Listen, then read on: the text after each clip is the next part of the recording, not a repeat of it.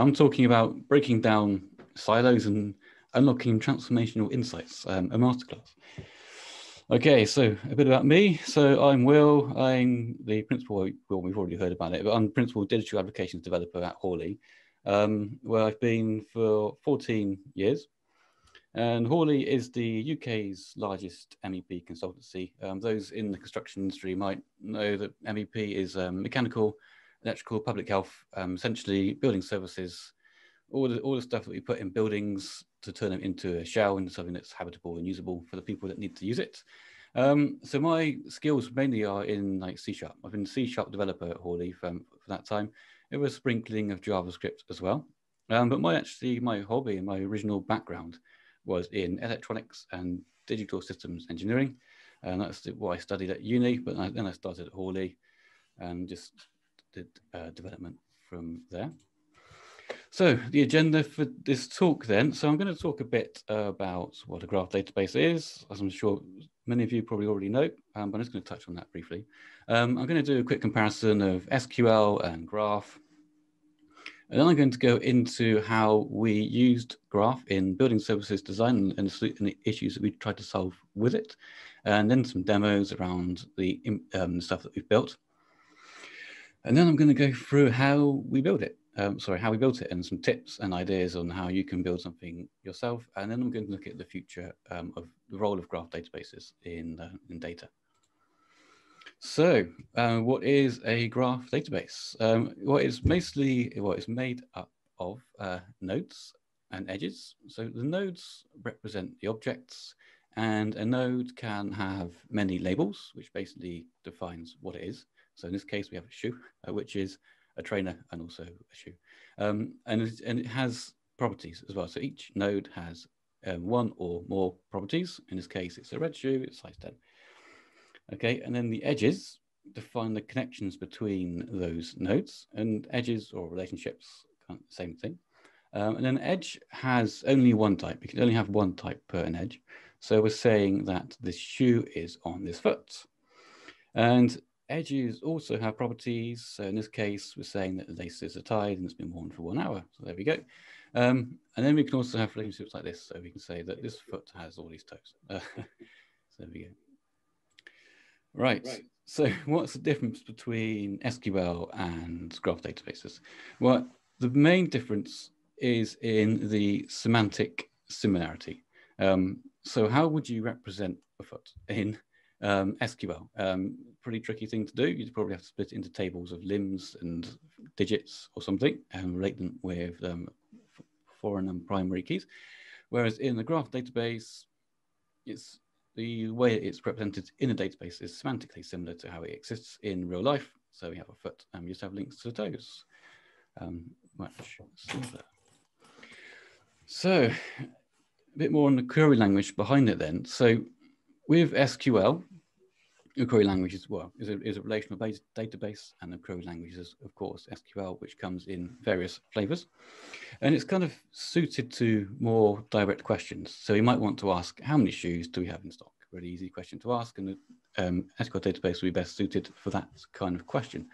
And then we have graph databases, and there are many query languages for graph databases. The one we're going to look at in this talk is Cypher, a native query language of Neo4j. But there is GQL and there are others as well. So graph databases are suited to finding patterns. So say you wanted to find clusters of people who wear shoes on a foot with 4 toes and their proximity to nuclear power plants. So that could be, might be quite a long query, but you could query the graph for that fairly easily, and that would be much more difficult to query in a relational database. So this is maybe more a realistic example. So this is the Northwind example model. And this is how it might look. The one in Microsoft Northwind model. This is how it looks that looks like Microsoft Access. But anyway, that's SQL, and this is how it looks in Graph. And so this is kind of what a query would look like if you wanted to find out who has bought chocolate. So that the query would look like that, whereas in Graph, it looks like that. So it's just an interesting comparison between the two. And there's some more on the Neo4j website. There's this example is fleshed out a little bit more. Okay, so when to use graph versus SQL. So this kind of links back to what questions you're asking your database. So an SQL is very fast for specific queries. It's good if you have a specific application and use cases in mind, and the data requirements are known from the outset. And most of your relationships are linear, so they're more like one-to-many instead of lots of many-to-many relationships, which is more suited to graphs. So the graph is flexible and fast for most tasks. You might use it if you need to support many use cases, some known and some unknown. You might want some unknown, so you might need to accommodate different questions in the future.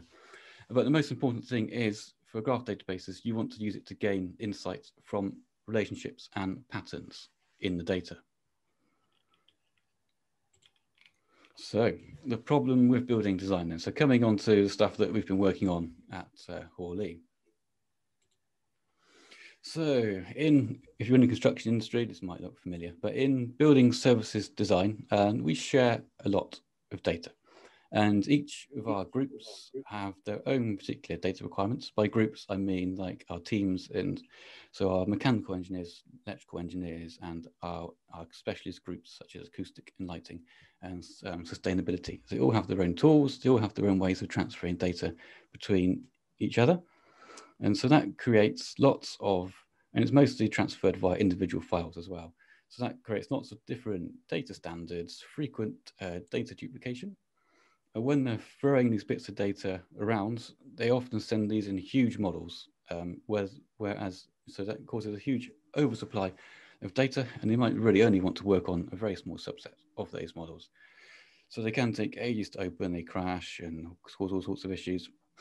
And then also, in particular with Excel, it's quite a popular tool with our engineers, unfortunately, but that means we have uncontrolled and embedded calculations all over the place on people's desktops in the shared network drive. So it's hard to control those calculations. So in terms of transferring data between each of our groups, classification should help, right? So these various file formats that have been created to share data. So we actually went through quite a huge task in our Revit models in classifying all of our objects and adding these classification codes to them. So yep, it was a huge effort. It's now a huge maintenance nightmare. It's very painful maintenance, and it hasn't actually added very much to the design process in terms of value. And it hasn't solved the interop issue either, because each application is still retaining their own copies of the data. So there's still multiple sources of information. So there's huge opportunity to improvement. So there's huge opportunity for improvement. So when they send these files around, they spend most of their time actually fixing things instead of doing the design work. And across all of the groups, that adds up to a lot, well, a majority of their time. So we want engineers to focus on what they do best, which is design. So take all that out. So once we have them doing design, we also want to start doing automation. So it's taking all of the boring tasks out of the design and automating many of those tasks, so they can concentrate on building some good designs. So we came up with the hypothesis that our engineers want one source of design data, which integrates with all the calculations and design software that they use. So we actually proved that concept. So we did an intense design sprint with some of our key engineers and partners and developers. And the consensus, again, came across that they needed a SSOT, a single source of truth, to improve efficiency in design and support future opportunities for the business. So on to the use case then, on how we would represent mechanical systems or MEP systems in graph data. So it kind of starts from something like this, from a very high level. So we have our spaces in our models, and we have the extract and supply systems and equipment which supplies those systems, and we have air outside. So at a very high level, we have something like this. But you also need the graph to contain information which is more like this. So this is a more developed model. So this is kind of like a medium to low complexity model. Some of the models that we deal with have like massive high-rise buildings and lots of very intricate and very detailed models. So we need something which can capture all of that design data.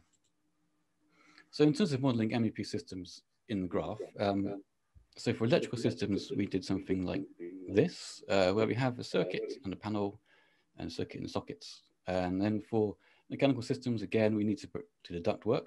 And the great thing about this is we go through the ductwork to our terminal, which is the thing which blows air into the room. But we have a relationship between the terminal and the space, which doesn't exist in many design packages which we use.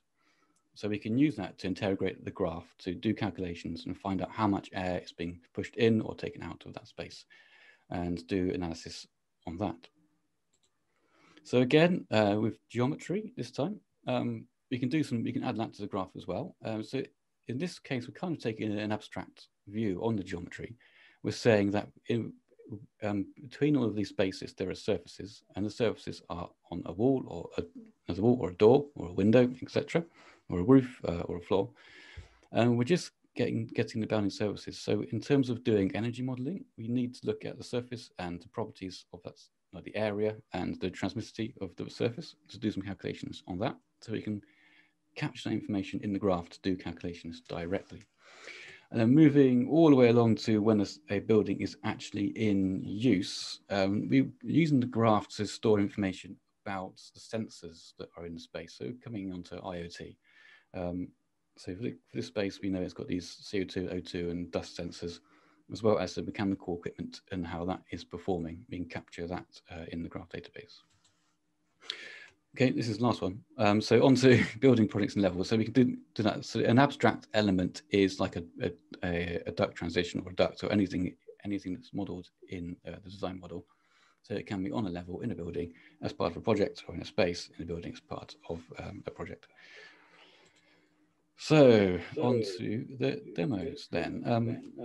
So this was the first one that we built. So this was kind of like a portal where the engineers would go. It's a web interface that ties together the 3D and the graph. So this one was using Cypher queries. So we're doing direct Cypher queries to the graph database with this. So we open up the model. Prior to this, we have published in this case, it's a Revit model. So we published it to the graph database already. So we built a plugin to Revit, which will publish that to the graph, and we built this web interface as well. And then the viewer you're looking at is Autodesk Forge. So we're using that to display the 3D content, and we're going to overlay the nodes on top. So that was a Cypher query. Off it runs. So I think this time we're looking at the electrical supplied to the system, back over there. So this is the distribution panel. We're going to click on it, and it's going to highlight it in the model. So yeah, there it is. Around there somewhere. Hang on. Rewind. There it is. Distribution panel. And then all of the luminaires that come off the circuits and the sockets that come off the circuits of those panels. But the interesting thing is when we look at the paths, the travel paths. So I think in this case, we're looking at the cable trays. So we ran a Cypher query to find all the cable trays between a room over here, which is the IT room, and the room over here, which is the incoming supply for the building. And these are the cable tray paths. And so we want to run another query to find the shortest cable tray path between this room over here and this room over here. If we were to put a cable on it, we might want to find out the shortest path. So there it goes. That's the shortest path from the server room over to the storage room, which is where it has the incoming panel for the building. And there it is, just along there. So there are some similar queries again. This is the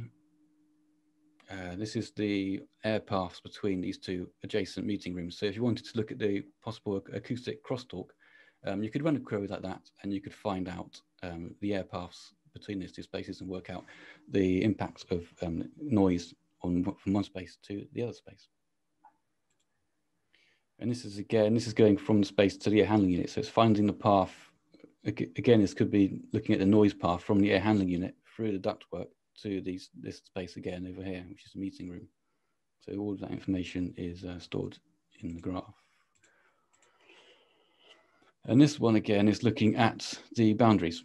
So we can find a room, and we can find all of the bounding surfaces and the elements and what those spanning surfaces are on. So in this case, we're looking at rooms to the reception, and I think we're going to look at from the main office room. We're looking at the boundaries to the outside. Yeah, there we go. That's that one.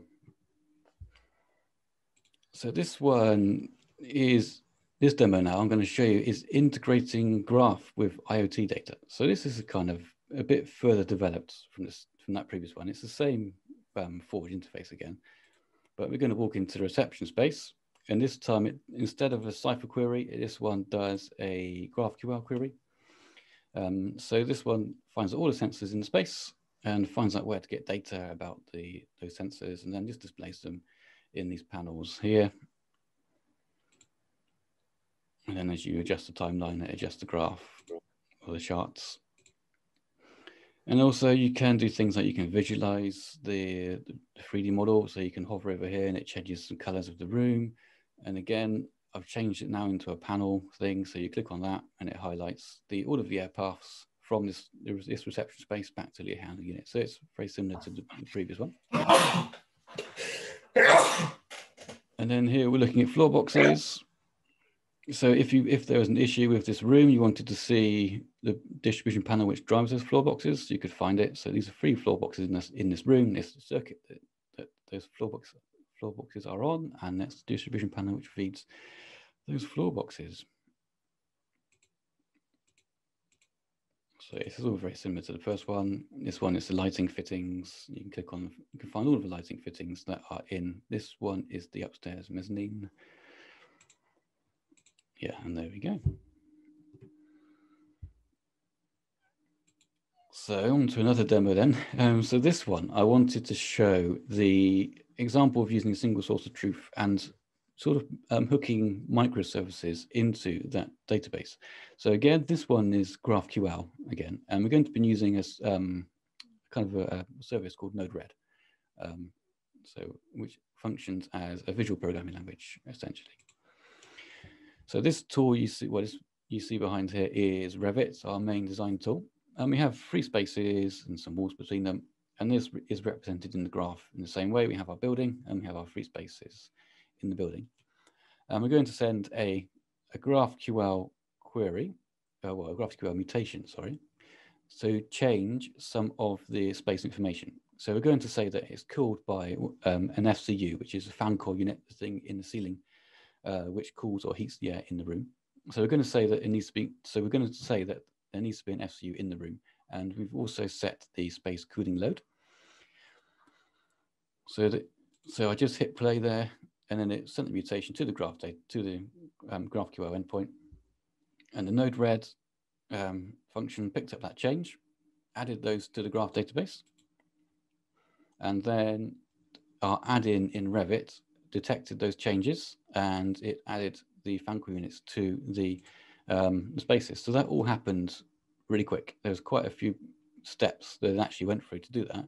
There was 2 times that it ran Node-RED, 1 time to add in the fan coil units to the database, another time to add the fused connection units, which is the electrical supply, but they actually aren't shown in this model. So that's how it's currently now represented in the graph database. So the 2 things represent the same thing in just different ways. But the graph database is the king. It's the single source of the data. And I think it's going to go fast forwards here and look at the Node-RED flow. So again, as I said, it's a visual programming language. We were actually using Kafka. So that is a message queue which just detects changes in the database. There's various ways that you can do that. You can use Kafka, you can use subscriptions, or you can just use polling. Anyway, so it detects the change, does some manipulation of the data that comes back, gets the space information, and then prepares the mutation to send again to create the fan coil units in the space, which it does. And then this one is let's just hit play. So this one is the electrical one. So it does the fused connection unit. And these are the mutations that it sends to do that. So it just creates them connects them together and adds them to the space. So I really like that one as demonstrating the idea of kind of a microservice driven off that database. Okay, and this is another demo. So we're going to look at graph and integration with other tools. So I think in this one, we're doing straight Cypher again, back to Cypher. And what's this? This is our meeting room and our outside and our services between. And this time we're just looking at doors.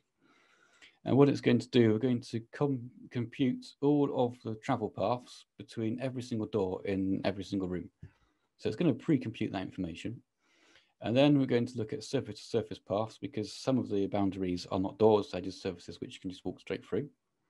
And then what it does is once it's computed that, it uses the shortest path to find out, shortest path algorithm to find out the shortest path between two spaces. So in this case, it was the quiet room to the meeting room.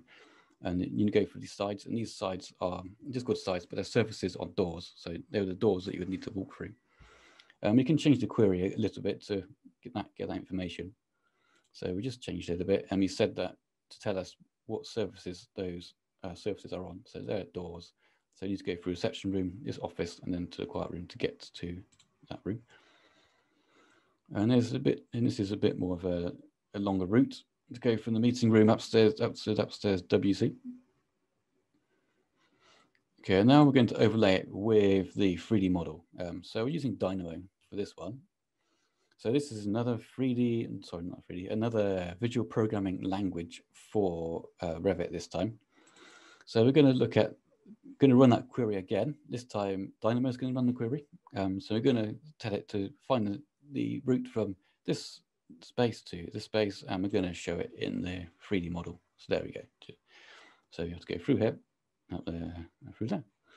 So this one is, you'll notice, is actually just line of sight, right? So if realistically you'd want to actually come back, you want to actually, let's get a good view. So you want to actually find the path you would walk. So that's kind of like the next iteration of this design, is that we would compute travel paths that are more accurate and add those to the graph instead, which is all possible. It's all possible with the graph database. So yeah, this is just some more views on how it works. So this is the code block, the kind of the Cypher query that's sent. So we set some parameters in that, do some manipulation of the data that comes back, build some polycurves just to show it in the 3D model. There you go, that's Dynamo. Okay. So I like this one because it shows like the integration of Cypher queries and with our tooling which we have. So this is the final demo. So I'm going to show, again, it's very similar to previous ones, but we're going to start with Dynamo. And we're going to do some processing to create a building. So first of all, our graph database is empty at this stage. I'm just going to run just a Dynamo script to add some levels and building, one building with many levels into our graph database. So this one is using GraphQL again this time. So these are our levels, level names. We've got the numbers, names, and the elevations of those levels. So we're going to create those in the graph database. And these are all the nodes that make it work. Most of the processing is actually around the JSON data that's being created. And when those actually do the work, it's just very simple. These nodes here are the ones that we actually created to do the mutations. So that's run. And let's have a look at our graph. So we're just going to get everything that's in the graph. I think we can actually, no, we're not. We're going to start from projects. We're going to get the project. Yeah, return project. Yeah, there we go.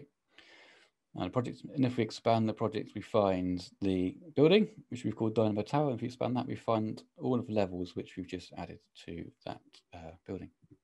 So the next stage then is to go on to Rhino. So we're going to be using the Visual 2 tools of Rhino to, actually, first of all, we're going to open up a floor plan. So this is a 2D floor plan. Very simple, just load of boxes. These are the spaces, and this is the core in the middle. And we're going to extrude these polylines upwards for every single level which we need to create for this building.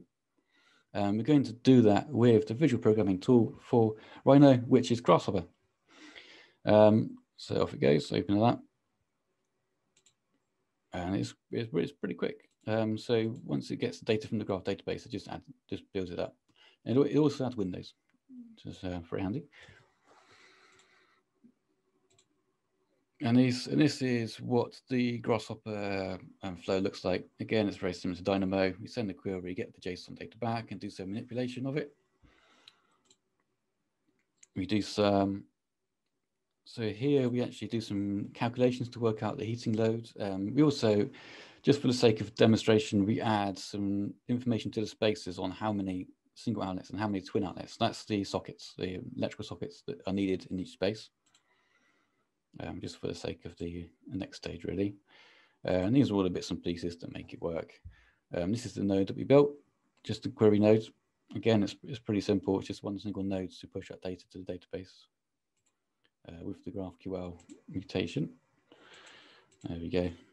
So what do we get? So after running that query, as well as building the 3D model, it's also added it to the graph database. So we have our Dynamo Tower, and this is level. And we're going to, and each level has all the spaces in it. And so for each level, we have the space, and we have this relationship here, which says that we only ever have one space in the model, but that space can be represented in many different models. So we do that by having another relationship where this is the model element in the Rhino model. So we can have a Revit model, and which will have the same information, but it would always be pointing to the same single source of information about that space, which is this node here. So then the next stage then, we're going to run, it's kind of a pretend Azure function. It's not actually a function, it's just a test that we created in Visual Studio, but it could be a function. So what it does, it's just a load of C# code that we run. It does a GraphQL query again to find out information for every single space, how many sockets are in there. And then it creates actually puts the sockets into the graph, so it adds them to the space. It creates the circuits for those sockets. It goes to a distribution panel, and then it creates those distribution panel for each level. And then it connects all of those back to an incoming supply for the whole building. So again, here we go. Here's our space. Here's our sockets in that space, and there's a circuit. Boom, there we go. And if we go all the way back, here is the electrical supply for the whole building. Very pretty. There we go. So then, last one. Having done all that, we're now going to update our Revit model. I've actually cheated a bit in this one because I've already built the Revit model. Ideally, we would build it from that information, but I haven't got that far yet. So here is our rather strange looking building.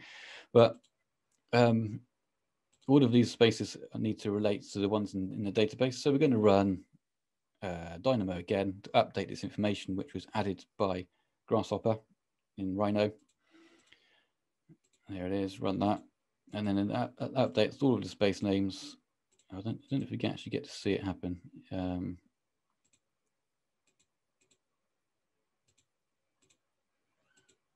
me just fast forward to see if I can get to it. There we go. It's this bit here. So we run it, it updates the names. Pretty easy. It's pretty easy to update the names, but the more interesting part of it is the other data that it brings in as well, and the fact that Rhino and Revit are looking at the same source of truth, really. That's kind of the thing to take away from that bit. It also finds the sockets in each space. It finds out how many sockets it needs to add, but it doesn't actually add them at this stage to the Revit model. That's the next development I need to do for that script, is to add in those families into the model. But yeah, there we go. Okay, so what kind of transformational insights can be gained from those examples? Well, I think it's a really good working example of the golden thread. If you work in the construction industry, you've probably heard this phrase. It's about taking information from design stage through to occupation stage and construction for the building and use for the building, and using that information to optimize that building. And so there's optimization on several levels. So you can optimize the performance of the building itself. by using sensors, IoT data, and you can also use that data to optimize the energy models, which are used in creation of other buildings. And also we could automate. So we have this data, we can automatically, based on current or existing projects, we can automate new projects based on interrogating the graph and seeing how it was done before and doing it the same way again, essentially. And also the use of graph algorithms. So I only showed you really the shortest travel paths, which can be computed at scale. Mainly because that's the only one which I understand, but you can, the patterns are there for the taking, really.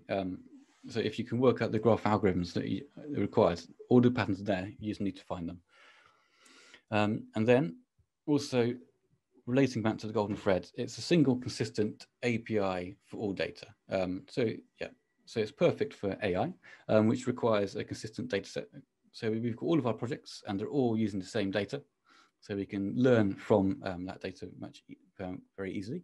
And also when you integrate, when you're communicating, or when you're using this data, there's only need a single web client to do it. It's all based on HTTP queries, really. So you don't need any other special drivers to support or to read or write this data. So I think it's kind of, the single source of truth is used quite a lot in the construction industry as well, across various software solutions. But I think that this kind of represents a more truer single source of truth, because there is only ever one place in which the data is stored. So how was it done? Okay, so looking at the paths of data exchange, then it's kind of going back really to the principles at the beginning, is that each of these applications have their own data stores. There's a little bit of interop between the applications, but again, as mentioned before, there's no really single source of truth. Each of these have to synchronize data to their own data sources. So we built this thing, the building graph in the middle. It's a cloud distributed single source of all building data. Okay. So from that as well, you can build out services. So as well as the applications, you can build the services that hook into the same data. So that's going back to the microservices again. And this is kind of the high level architecture that we came up with. So some of the examples were communicating directly with the Neo4j database via Cypher. So that's this here, but I see more value in the GraphQL side of things. So we have a GraphQL server which translates between the Neo4j database and creates the schema from that. Well, actually, no, you create the schema and then it does the translation from GraphQL to Cypher for you.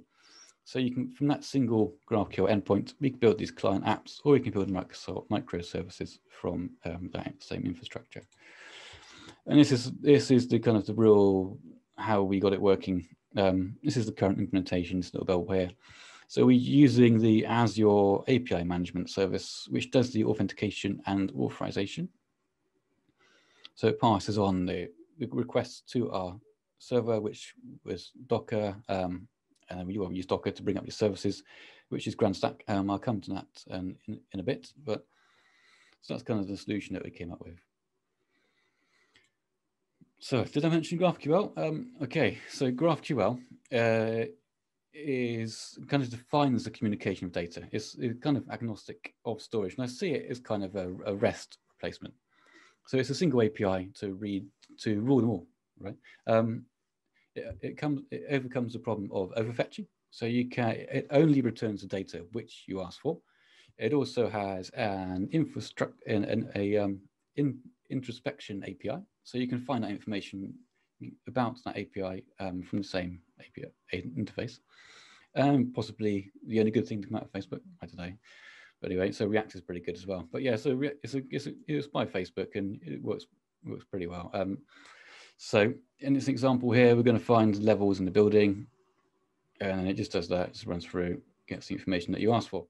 So you can ask for the information in any direction. So you could start from space and find levels in the space, or you could find buildings and find the projects that those buildings belong to. So you can traverse it from any direction that you want.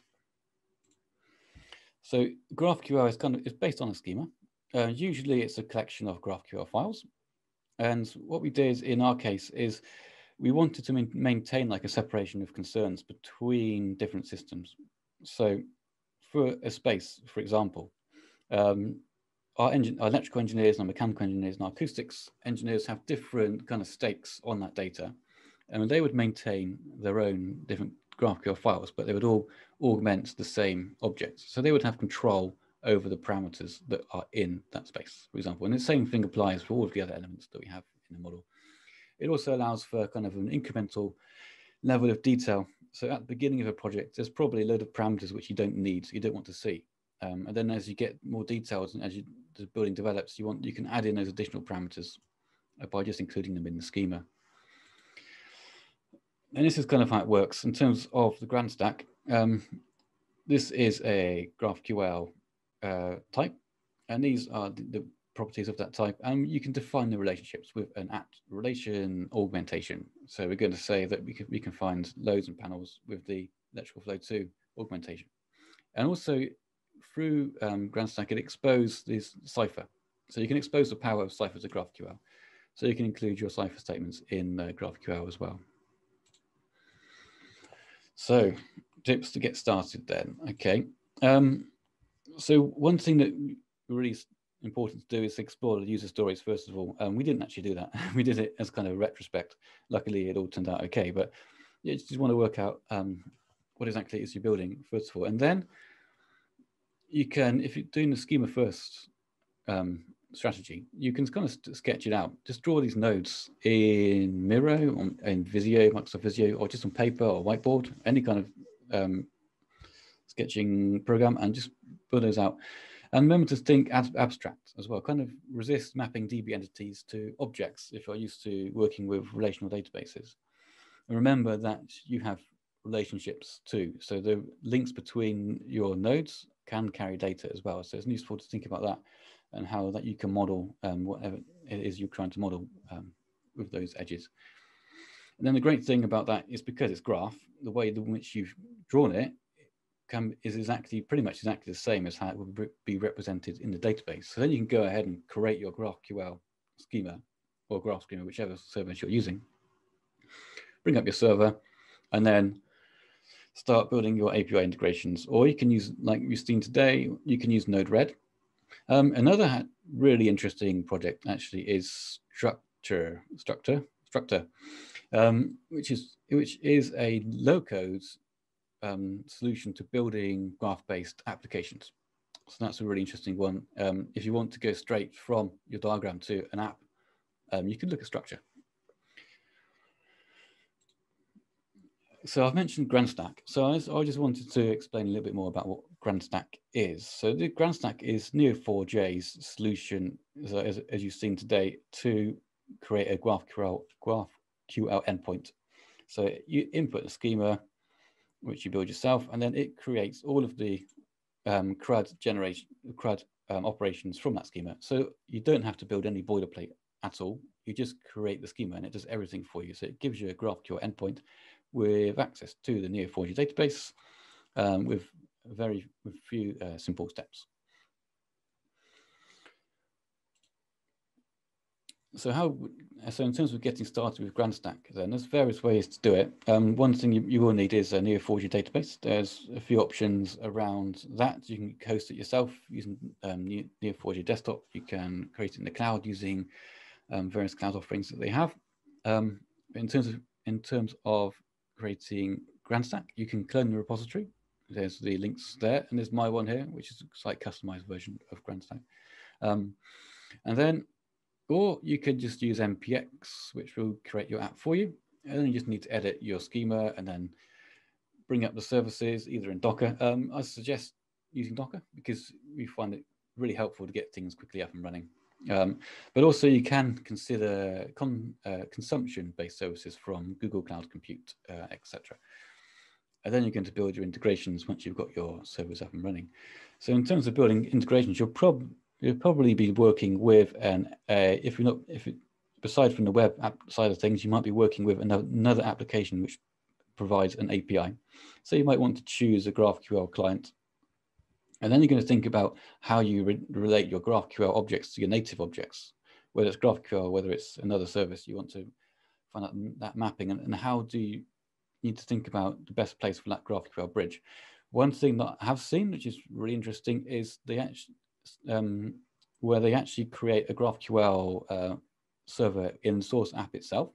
So this kind of bit in the middle is talking GraphQL between the source application and the GraphQL endpoint as well. So it's a really useful way of making development a little bit easier. And then I suppose you need to think about how you can separate the app logic from the data itself. So that's one thing that you'll find, particularly with GraphQL, is that the GraphQL part isn't actually supposed to do any changing of that data. It's there as a communication endpoint. So in terms of doing any logic on that data, you want to think about building out possible, like we've done here, is microservices to make those changes and feed the data back in. And also you want to think about the kind of the real-time response. Do you need to, how fast do you need things to change? In this example, I use Kafka. That is a huge undertaking to get that working. Ideally, with GraphQL, there's subscriptions. So subscriptions is probably the best way forward, but some support for that isn't great yet. It doesn't exist in GrandStack, for example. So polling is probably your best solution at that point. Anyway, so here are some resources then. So again, here's structure, that platform that I showed you for building graph applications from a web-based interface. It looks pretty promising. I'd definitely give that a try. And from Neo4j as well, there's Aurora or Google Cloud Compute. So that's their cloud offering for Neo4j database. And here's GrandStack. Yeah, we've already been through that. But here's a really interesting one. Here's Chili Cream Hot Chocolate. So this is a .NET-based GraphQL server. Again, that one does support subscriptions. So that's really promising. And also dgraph. Dgraph is another really promising graph database. So this one is actually GraphQL from the box, right? So there's no intermediate server. It's so it does mutations and everything. Yeah, from the box, right? Okay, so tools. So Neo4j Desktop, again, this is good for local development. Just an app which you download and store, and it creates databases for you. There's lots of tooling on top of that and various plugins which you can use with it. So that's good for exploring graph databases. And then Graphical, which is, again, this relates to GraphQL. It's just a GraphQL IDE. And this is the hot chocolate or the chili cream solution, which is, I started on Graphical, but I've actually started using this one now quite a lot for testing and developing against GraphQL endpoints. And then here's Node-RED. So Node-RED is that, again, it's that Node.js based visual programming interface, really, for your low code solutions. So what could this look like in 5 years from now? Okay. Well, first of all, why haven't graphs gone mainstream? Well, I think SQL and NoSQL databases has been seen as mainstream. A graph, so again, it's a kind of perception issue. GraphDB has been seen as niche. But as you can see from this graph from the DB Engine's website, that the popularity change in graph databases has increased massively over the past few years. So I don't know, I think it's possibly being driven by social media, because that obviously is a graph problem. Oh yeah, I forgot to mention this as well. So graph database has been around for a long time, right? So Seven Bridges of Königsberg by Leonhard Euler in 1736 was kind of like the starter of the graph theory as a concept. Anyway, so in terms of popularity, what's driven that? Well, graphs databases are now performing well at scale, so they have performance and scalability. And also, I think probably the main thing is actually the more accessible tooling, particularly from Neo4j and the like. They're building some really good services now, which allow you to develop against graph databases, and the community support is really strong. Another driving force is the complex nature of the modern services that we're building. So in terms of IoT, that is, again, suited to graph databases.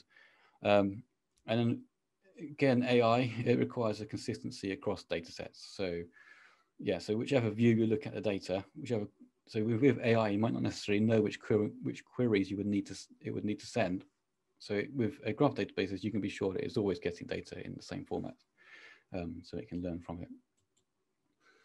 In terms of 5 years from now, so I see that GraphQL getting a mainstream adoption. So GraphQL is the graph query language, kind of equivalent to SQL for graphs. Neo4j are quite influential in that. It's kind of very similar to Cypher. So I would see that increasing in the next 5 years. But in terms of building services, I see we're using the data for more automation, from corridor runs to building whole buildings. So eventually we'll have this button you push, and AI-driven one-click create my building button, and it will fill out all the services for your building. So our engineers have time to explore more innovative designs, and they can also use that data to create new projects from previous projects. And again, so you're using that data to inform simulation models. This one will definitely be happening because we're already doing this. So we're already taking in-use data to inform simulation models. So that's definitely going to happen in the next 5 years. And then including real-time in the iterative design process. So that's the golden thread, which again, that's also happening at the moment. But one thing I want to touch on before I finish is that what I've talked about is actually just our part of the data. We need to collaborate with lots of other stakeholders in different companies. So currently we send files around with a CDE, Common Data Environment, but that's just file-based. I see that it should be object-based. So it's an issue to be tackled on how we actually find a solution around that, whether it's like this, where we all talk to the same database, or whether it's more like this, where we have our own databases and there's kind of a gated exchange of data between the two. I think it's more likely to be distributed, just because then each one is only responsible for their own data, and then they control which changes are passed across. It's the only one that makes sense, really, I think. Anyway, that's something to tackle. So what's the whole point in all of this? Well, it's to have environmentally friendly, human-centric, happy buildings. So this is where we're going to be in 5 years. Probably not, but anyway, that's the idea. And so in summary then, so I think we looked at the principles of graph databases and how they are well suited to finding patterns in data. And we looked at how the graph data are proven to work well for building designs and the modeling of building services, mainly because because of the way they are semantically similar to the real objects that they represent, which enable you to find human-centric kind of patterns in those in the database, and also how GraphQL can provide a kind of a democratized interface to the data, where each stakeholder has control over the parameters which they see or which they have included in that data. And there's a great amount of tooling and support for graph databases now, and it is increasing rapidly, which kind of means that databases are set to become an even bigger, well, a big influence on driving innovative use of data. Thank you, everyone. Yeah, so that's me. Excellent. Thank you, Will. Great presentation. We've got a few questions, Will, if you've got a few minutes to answer some of those. Yeah, absolutely. So I have a question here from Alex Davis, and his question was, how might this work with machine learning and AI? Could you expand a bit more about that? Yeah, okay. Well, I see it as an interface where AI would query the graph database. So as you can tell, I probably haven't looked into it a great deal. But as I was mentioning, one thing that AI does need is consistent access and always getting the data back in the same format so it can learn from it. So I see it around looking at our previous projects. So it could look at the duct runs, for example, in each of those projects and work out there's a similarity between the geometry and where it's running to build and learn how to automatically route those ductwork and pipe work through buildings. That's kind of what we're looking at the moment. So yeah, that's one thing that I see it being used for. Cool. Another question here: Does graph databases require uploading data and graph recognizes links itself, or does the user have to provide a reference key to link? Yeah, so you kind of have to do a little bit of work in your source application and publishing it to the graph database. Like any database, it won't work out the relationships for you. You have to tell it. You have to set those as part of publishing that data. The idea that we had with it is we published a Revit model. So we built our add-in to Revit, which interrogated the Revit model it published them to the graph databases and connected the elements together as well.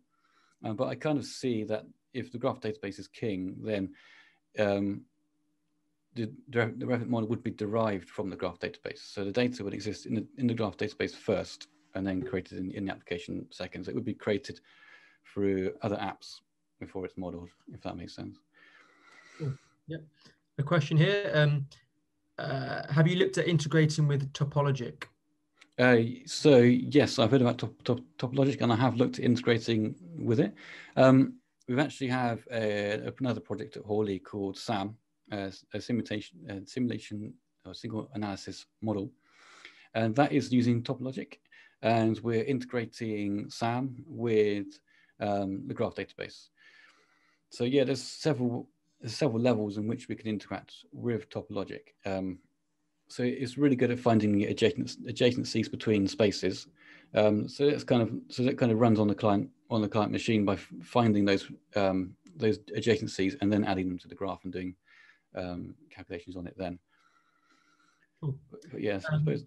Yes. Have you looked at the integration with the BMS control system? Does the IoT help with maintenance? I.e., can you tell that a fan coil is not working or a light bulb is blown? Exactly. Well, that's the idea. So in terms of the examples that I showed you today, they didn't. It was just purely showing that information. But there are several services which do use the data, not ones that we've built, ones that do take that information. I don't think many of them are using graphs at the moment, but yeah, some might be. Yeah, but it is definitely possible, but we're not doing it at the moment. Just a few more, guys. So how has this technology been used with BIM? Has it been used to help improve project delivery, especially where there are large numbers of physical interfaces? Yeah, well, that's the idea, right? So we started 2 years ago trying to get this into production in terms of optimizing our BIM workflows, in terms of Revit models and other bits of data which we use. So we're actually working on it at the moment in terms of using something in production that will actually help with BIM. But the idea is that it will. Yes, exactly. We just haven't implemented it yet. Cool. And has this been used for design vs as-built IoT comparisons? I suppose the quick answer is no, it hasn't, but we want to. So again, the principle is there, the data's there. We just need to actually go ahead and do build those algorithms and actually do the comparison and derive insight from that. Cool. And just a couple more.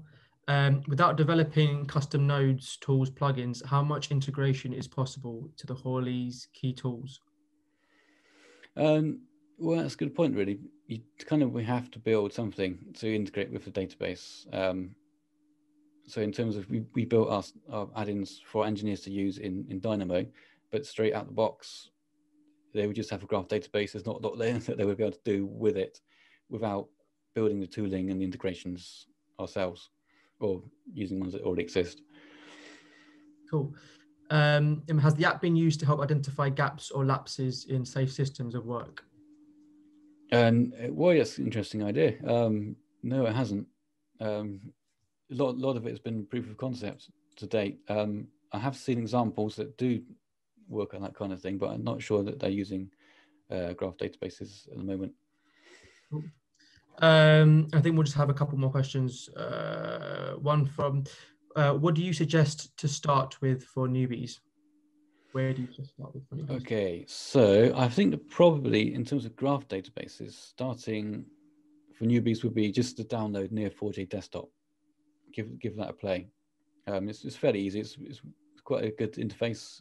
It does most of the background stuff for you. You just click around and bring up your database, you can pre-populate it with data, have a play around. Yeah, I would suggest Neo4j Desktop. Yeah. And what are your biggest barriers you've had to overcome to gain traction and adoption for graphs? Yeah, okay. Again, I suppose it comes back to what we had said at the start, is the mindset. And also, there's quite a bit of work up front. I guess we highlighted that just now, in that in order for anybody to use it, we have to have these integrations first. So I guess it's a bit of a chicken and an egg scenario, improving its worth while not really having anything to show at the beginning. So that's kind of where the issue has been. And so I've presented to the people at Hawley and the people who control the budgets, and we have only just managed to convince them that it's worth doing, mainly around the GraphQL stuff. So Cool. yeah, it's a definite challenge.